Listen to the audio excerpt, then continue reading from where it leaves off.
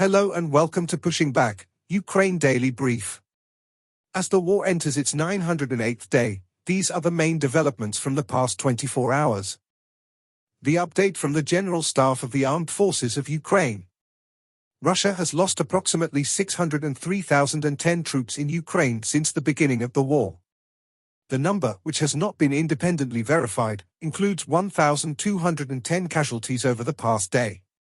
According to the released Ukrainian figures, Russia lost 4 tanks, 21 armored combat vehicles, 60 artillery systems, 2 air defense systems, 38 drones, 4 cruise missiles, 79 vehicles, and 2 pieces of special equipment. The Russians launched 153 combat clashes and carried out 73 airstrikes, including 95 anti-aircraft missiles on the territory of Ukraine. They also used 595 kamikaze drones and carried out 3,300 attacks on the positions of Ukrainian troops and settlements using various types of weapons. In its latest intelligence update, the UK's Ministry of Defence reports the Russian government has formed a new specialized motor rifle regiment from aerospace forces personnel to defend against a Ukrainian incursion into Kursk Oblast. This regiment was formed in May 2024 and has been subordinated to the Russian Northern Grouping of Forces. The formation of this regiment is likely due to ongoing personnel shortages and the need to replenish frontline infantry personnel. However, employing these personnel in an infantry role is a misuse of their skills and could reduce Russia's capability to retake territory in Kursk Oblast. In its latest intelligence update, the Institute for the Study of War. Ukrainian forces continued attacking throughout the Ukrainian salient in Kursk Oblast on August 20 and recently made additional advances.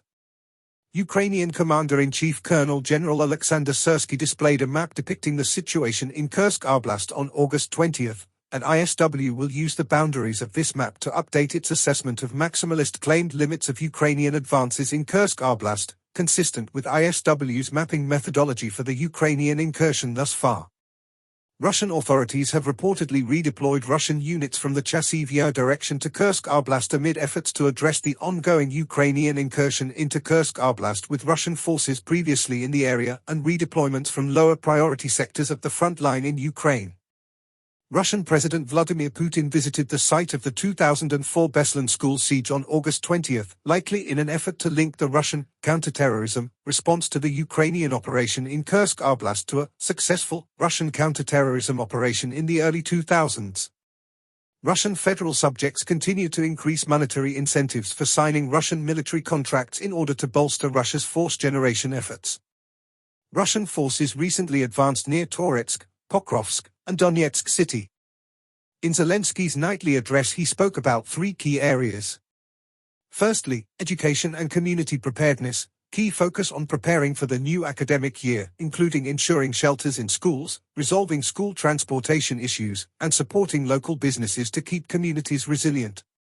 Secondly, infrastructure and water supply, efforts to restore and maintain water supply in southern and central Ukraine, especially in regions like Mykolaiv, with ongoing projects even under challenging conditions. Lastly, defense and legislative progress, discussions on air defense reinforcements, updates on the frontline situation, and legislative actions to support Ukraine's spiritual independence and provide benefits to military personnel involved in defensive operations. Thanks for following today's updates. Please don't forget to like and subscribe for more content. We'll return tomorrow with the latest news on the ongoing conflict.